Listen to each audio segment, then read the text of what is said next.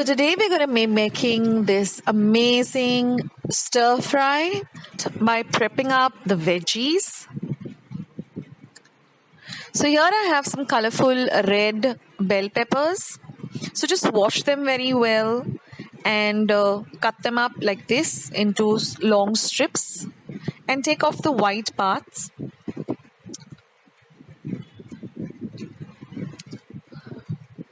Do the same with the yellow capsicum. You can also use the green capsicum. So the more colorful your food is, the more better it is for your health. And it even looks very appetizing. And now we're going to chop up and prep the broccoli. So just cut off the stems or the stalks and cut up the florets into medium bite-sized pieces.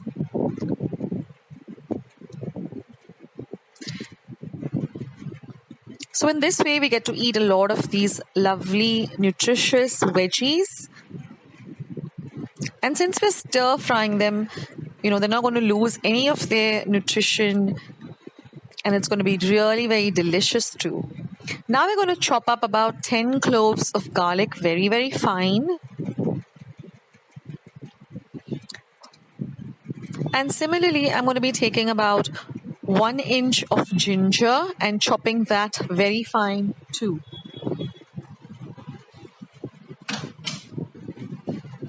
So in this way, you first peel the ginger and then very, very finely chop it up with a very sharp knife. Now we're going to be prepping up our chicken. So if you're going to be using tofu or paneer, you can use the same method. So first in some olive oil, you just place your chicken breast. I'm using boneless chicken breast and just season it with some pepper and salt. And now once it's completely cooked, you're just going to slice it up into thin slices like this. So now we have all our veggies and chicken prepped. Now let's see what other ingredients we will require for this stir fry. These are very simple ingredients we always have in our refrigerator or our pantry. So this was 1 cup of broccoli that we prepped. Now for prepping up my broccoli, I just soak it in some salt water for about 10 minutes and then give it a thorough wash.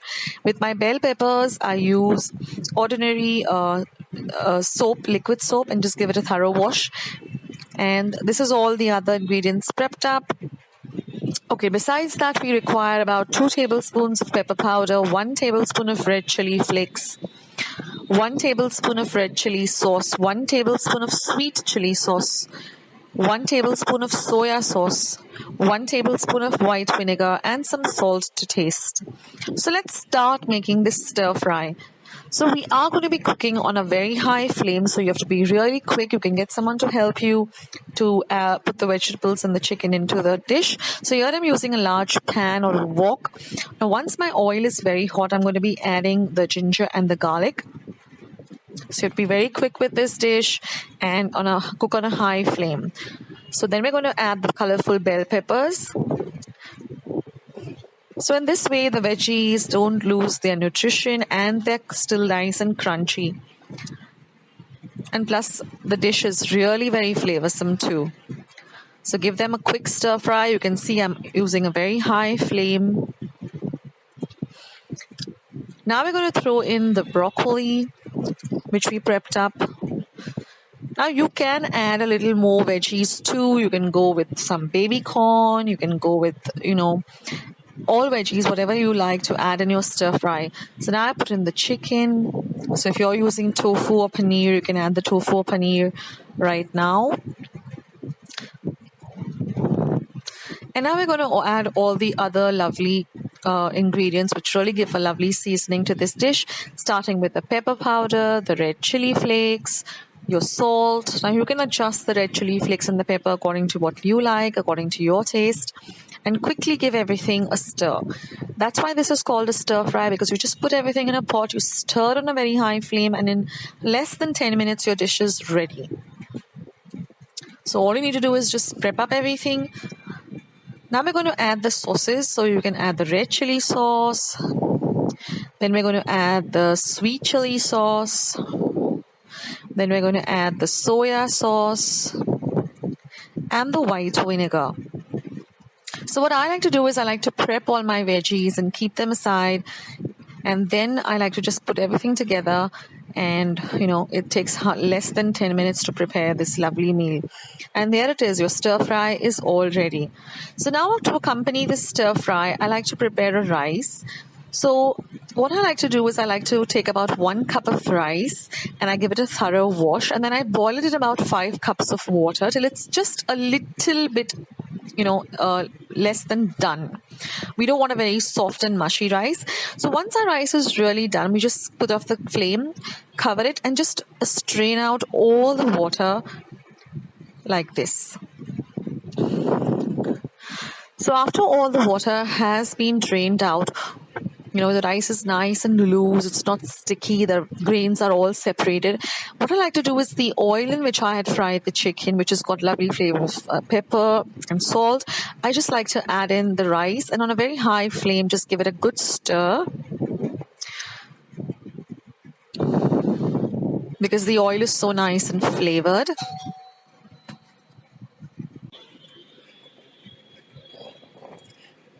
And now we're going to plate up our lovely stir fry and rice. So first we're going to put the rice. And whenever you're serving this dish, make sure that everything is nice and piping hot.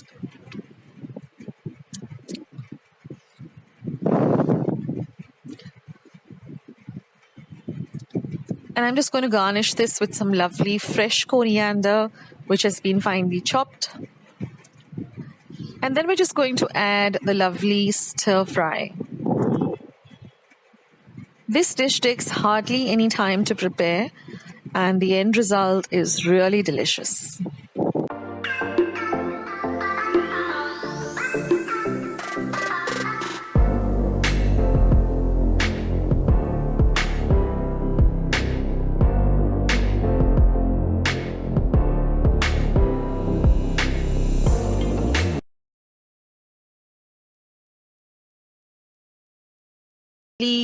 Goan sweet recipe, tizaan.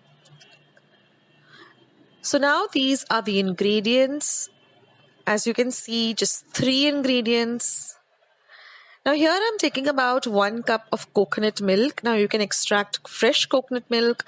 I have just used some powder coconut and put it in some hot water. This is 3/4 of a cup of goa jaggery, which I've grated. We're going to use a pinch of salt. This is about 1/2 cup of natsni flour or ragi flour, which is easily available, and it also has the husks because they grind it along with the husks, so that's much more healthier than rather soaking the natsni and then extracting the juice and then throwing away the husk. So this is easily available in any general store. Just ask them for ragi flour or natsni, and then we're going to use some water. Now here I have a pan, I have a whisk and a long wooden spoon. So let's just begin with today's very simple and very delicious and healthy recipe.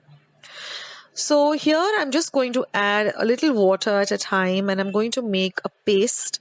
Now we don't want a very thick paste, but it should be a kind of a runny paste, but little on the thicker side. We don't want it to be very, very watery. So to 1/2 cup of this natsni flour, I'm going to be adding about 3/4 of the cup of water. Whisk it well so that there are no lumps in the paste. Now once we finish whisking with this, we're just going to set it aside for about 5 to 10 minutes.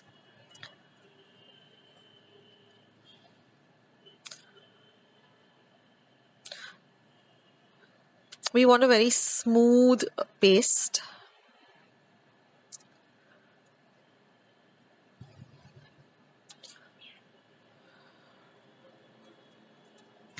Like this. So it just flows like a very thin dosa batter.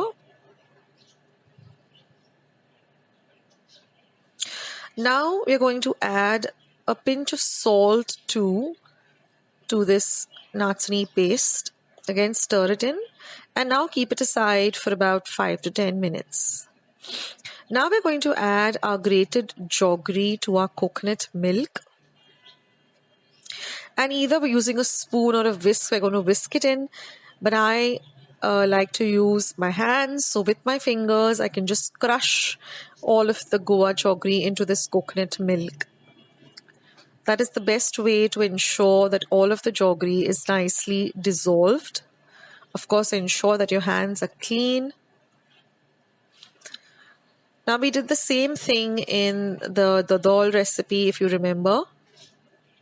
For those of you who haven't seen my Goan the dal recipe, I will leave a link for it below, and I will leave a link for all of the other Goan sweet recipes that I have uploaded on my channel. So now I'm going to put the heat on the pan on a very low to medium heat, and I'm going to add the coconut and jaggery mixture to the pan. And now I'm just going to stir the natsani or the ragi mixture as well and add it to the pan. Now we're just going to stir this for about 5 minutes on a low to medium flame till it becomes into a thick porridge consistency. We don't want to thicken it very much like how it was with the dodol, but we wanted to have a very, a kind of a porridge consistency. Now, this tizaan is given, or tizon is given mostly to people who are, a little bit anemic, or who are just getting well, or someone who's running a fever. And it's also given to small children as well as new moms, because this is very rich. Ragi or natsani is very rich in iron and calcium. So anyone who's anemic, or if you have deficiency of iron, then you should incorporate natsani or ragi in some form in your diet. I also have a recipe for my natsani bhakri. I will link that also below. You can you go and check out that recipe. So these are the natural ways of increasing iron for those of you who have a deficiency of iron. So this is a very, very healthy porridge, and even small children are given this because it's easy for them to just swallow it. Of course, you shouldn't have this in too much of it, but in a moderate amount is good. So that's our tizon already, and you can either have it piping hot or you can serve it chilled if you like it that way.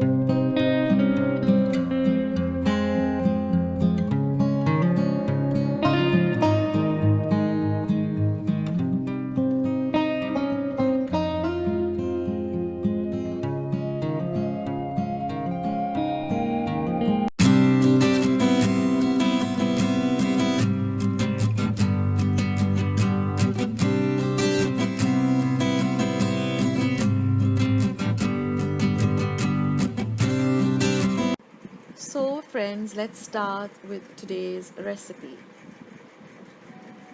Now here I have one large tomato which I've chopped very fine into these small little cubes. One large capsicum chopped very fine. This is one large onion chopped very fine. These are about 6 to 7 large cloves of garlic chopped very fine. So if you chop them up really fine, it gets everything gets blended well together. Now here I have about 1 teaspoon of chaat masala, some fresh coriander, about 1/4 cup. This is about 2 tablespoons of pav bhaji masala and 1 inch of ginger grated, and a little bit of butter as required.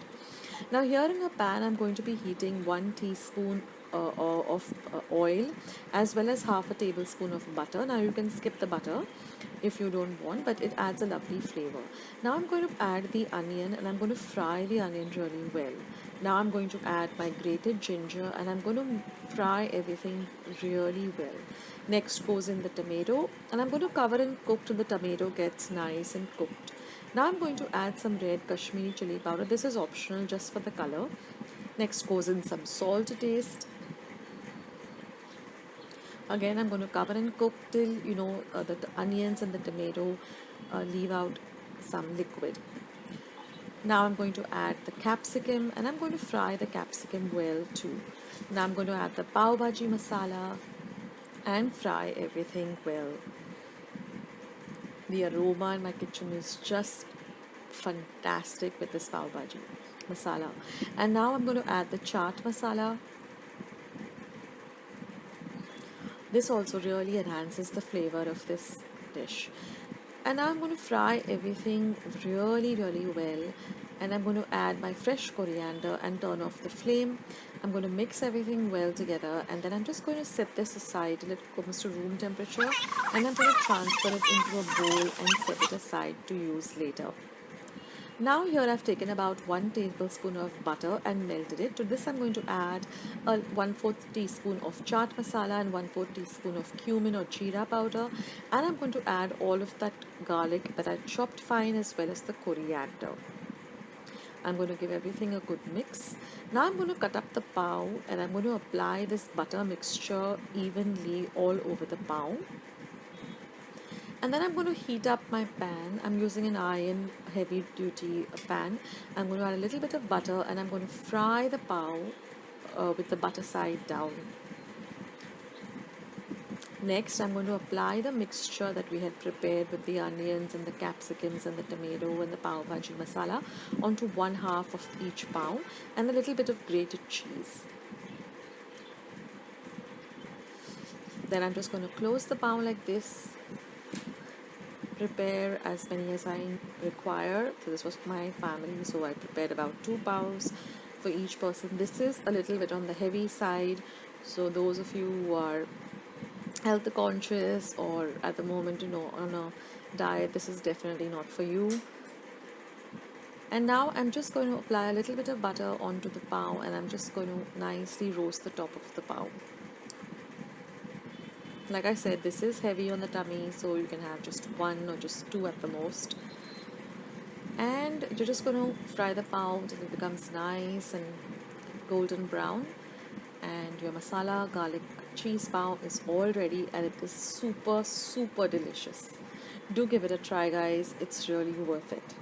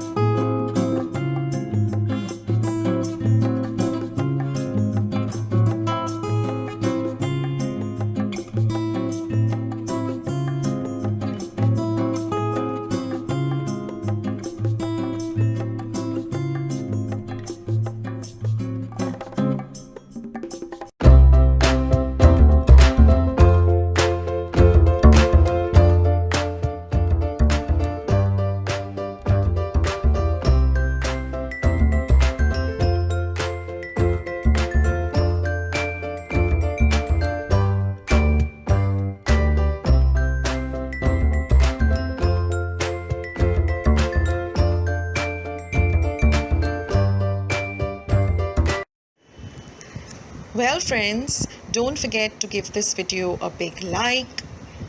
Please do not forget to subscribe to my channel by hitting the red subscribe button you see below this video. Do ring the bell icon so every time I upload a new video, you'll be the first one to know. Please share my recipes with family and friends. Do visit my channel for more than 215 videos. And thanks so much for watching. See you in another video. Take care.